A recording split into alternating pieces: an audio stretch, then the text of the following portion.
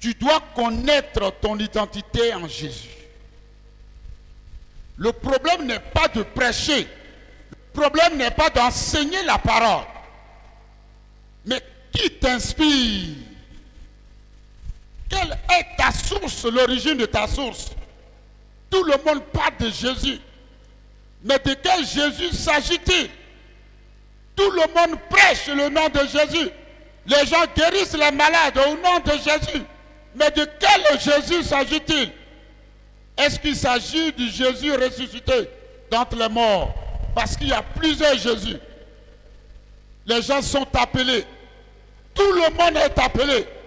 Mais parmi ces appelés-là, il y a une liste sélective. Dieu va sélectionner un nombre de personnes qui vont réellement le servir. C'est pour ça que la Bible dit, plusieurs sont appelés, mais peu d'élus. Il y aura des personnes qui auront un appel réel sur leur vie. Mais parmi ces personnes, Dieu va choisir quelques-uns qui iront jusqu'au bout. Prêcher l'évangile, pas forcément dire que Dieu t'a appelé. Mais la relation personnelle entre toi et ton Dieu, c'est la problématique. C'est ce qui doit être la chose la plus importante. Lorsque tu finis de prêcher l'évangile et puis tu rentres chez toi, tu dois savoir si c'est réellement le Seigneur qui t'a inspiré. Est-ce que c'est le Dieu d'Israël que tu as servi? C'est au dernier jour qu'on saura qui a servi réellement le vrai Dieu. Beaucoup de personnes aspirent à la richesse sans la coopération du Seigneur. On veut avoir amassé les richesses de ce monde, avoir les richesses de ce monde. Sans Jésus, tout est vanité. Quelles que soient les richesses que vous aurez, si vous n'avez pas Jésus, est-ce que ces richesses vont vous en profiter? Est-ce que vous allez en profiter? Alléluia. Les problèmes spirituels sont gérés par Jésus. Les problèmes spirituels, les situations que vous avez sont gérées par Jésus. En dehors de Jésus, il n'y a aucune autre divinité qui peut gérer nos problèmes spirituels. Les problèmes que nous avons sont gérés par Jésus. Ils doivent être gérés par Jésus. Il est le centre de tout.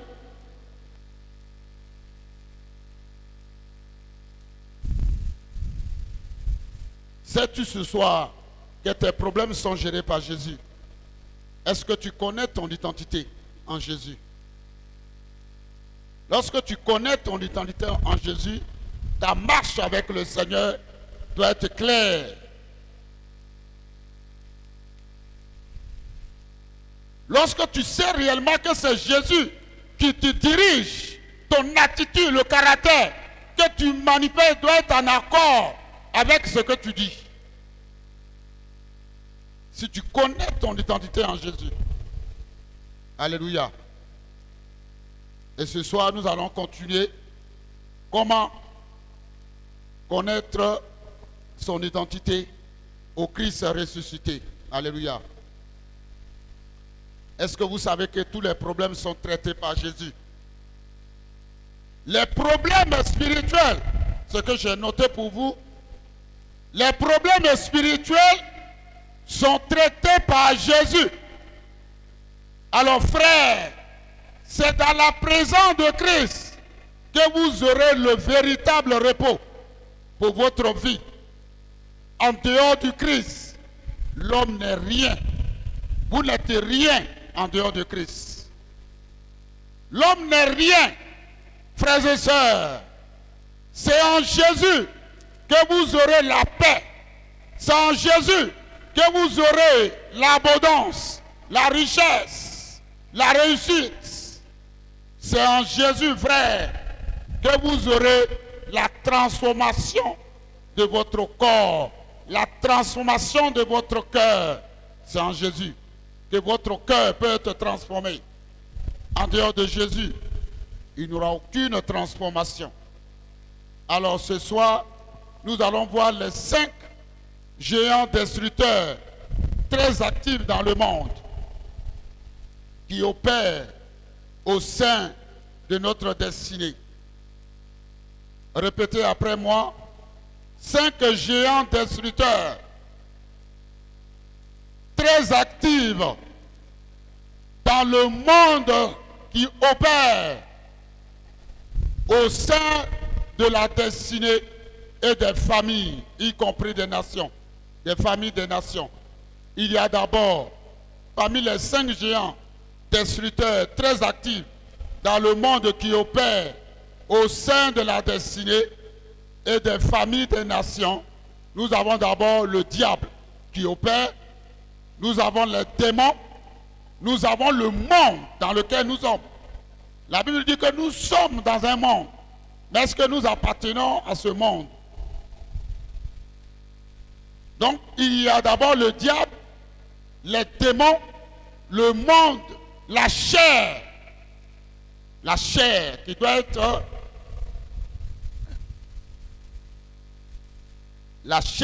être compatible avec notre foi. Si la chair n'est pas compatible avec notre foi,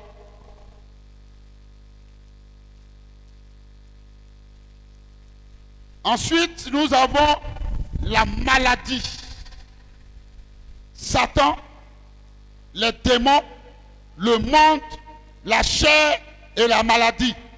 Voici les 5 géants destructeurs dans ce monde qui détruisent les vies. Ce sont des choses importantes, à savoir le diable qui détruit les vies, les démons, le monde, la chair et la maladie. Le diable est un destructeur. Il détruit, il est missionné pour détruire. Nous allons voir cela dans le livre de Jean 10, verset 10. Le voleur ne vient que pour dérober. Le voleur ne vient que pour dérober. Égorger. Oui. Et détruire. Reprends s'il te plaît. Le voleur ne vient que pour dérober. Le voleur ne vient que pour dérober. Lorsqu'il y a des voleurs dans vos églises, dans vos maisons, dans vos services, eux, ils ne viendront que pour dérober. Continue. Égorger. Égorger. Et détruire. Et détruire. C'est-à-dire que ceux qui volent, qui détruisent, sont des disciples de Satan. Le diable est un menteur. Il est le maître du mensonge. Le diable est un destructeur. Là où il y a des calamités, la manifestation démoniaque est palpable. Parce que le diable est un destructeur. C'est ce que nous venons de voir dans le livre de Jean 10, verset 10. Jésus, frère, est le bâtisseur de vie. Et en lui, vous avez le salut. Jésus bâtit des vies. Il te lève, il te délivre, il te guérit, il te positionne. Il te marie à des personnes convenables. Il te positionne. Il te protège. C'est un bâtisseur de vie. Il a besoin de ton cœur. Que tu lui appartiennes entièrement. Non seulement il est le bâtisseur de vie, mais en lui se trouve le salut éternel. Que chaque aspect, frère, chaque aspect de notre vie reflète de la vie et de la personne de Jésus. Si vous êtes réellement appelé à servir le Seigneur, que chaque aspect de votre vie reflète l'image de Jésus-Christ. Est-ce que ce que je fais reflète l'image de Jésus-Christ? Est-ce que ce que je suis en dehors de l'église, ce que je dis dans les coulisses, reflète l'image de Jésus-Christ? Est-ce que je suis à son image? Alléluia. Que chaque aspect de notre vie reflète l'image, la vie de Jésus-Christ et de la personne de Jésus. Si vous aimez Jésus, votre attitude doit l'être également. Par notre façon de parler, d'agir, de s'habiller et nous comporter au milieu des gens du monde, car nous sommes la lumière de ce monde. Notre attitude, le caractère que nous allons manifester au milieu des personnes de ce monde va refléter l'image de Jésus en nous. Selon ce qui est écrit dans le livre de Matthieu 5, verset 16. Nous allons lire Matthieu 5, verset 16. Que votre lumière luise. Que votre lumière luise. Ainsi devant les hommes. Ainsi devant les hommes. Afin qu'ils voient vos bonnes œuvres. Afin qu'ils voient vos bonnes œuvres. Et qu'ils glorifient votre Père. Et qu'ils glorifient votre Père. Oui. Qui est dans les cieux. Qui est dans les cieux. Asseyez-vous s'il vous plaît. Voici ce qui est écrit dans le livre de Matthieu 5, verset 16. Que votre lumière luise. Ainsi devant les hommes, ce que vous êtes ici, vous devez l'être également à l'extérieur, en dehors de 4 murs. Afin qu'ils le voient, vos bonnes œuvres, ce que vous êtes à l'église, vous devez l'être également en dehors de ce lieu. Afin qu'ils le voient, vos bonnes œuvres, et qu'ils glorifient votre Père qui est dans les cieux, par votre caractère, par l'amour que vous allez manifester à l'encontre de ces personnes. Au travers de vous, ils vont se projeter. Au travers de vous, ils verront le Père. J'ai vu quelqu'un qui est une figure parfaite de Jésus, comme Melchizedek. Melchizedek était une figure parfaite, un prototype de Jésus. Soyez des prototypes de Jésus. Partout où vous serez, soyez identifiés comme étant des enfants affranchis qui appliquent les principes bibliques, les principes de Dieu. On te regarde et par ton canal, les vies sont gagnées à Jésus. Par l'amour que tu vas manifester.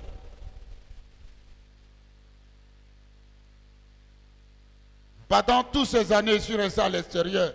J'ai manifesté l'amour. C'est pour cette raison que je ne suis jamais resté au chômage. J'ai manifesté l'amour. J'avais toujours de l'espèce au travail. J'avais toujours de l'argent. Au moins minimum 200 €. J'avais toujours de l'espèce. À chaque fois que les gens ont des problèmes, j'ai pas de carburant. Je dis, tiens 20 euros, tiens 30 euros. Tu me rembourseras après. J'ai un souci. On vient de m'appeler au village. On dit, j'ai un souci. Je dis, tiens 50 euros. Envoie déjà et puis on verra le reste. J'avais toujours de l'espèce. De l'argent que je donnais aux gens. Manifestons l'amour afin que nos œuvres soient en conformité avec la réalité. Si nos œuvres ne sont pas en conformité avec ce que nous disons aux autres, il y aura un déclic. Les gens vont se rétracter.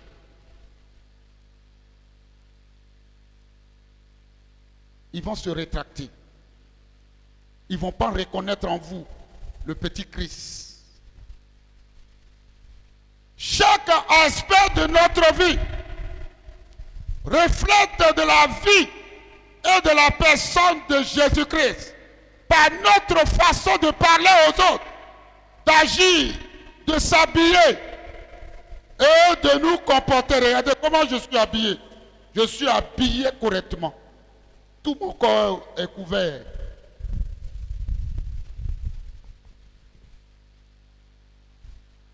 Que chaque aspect de notre vie reflète, frère, de la vie et de la personne de Jésus. Par notre façon de parler, d'agir, de s'habiller et nous comporter au milieu des gens du monde, car nous sommes la lumière du monde.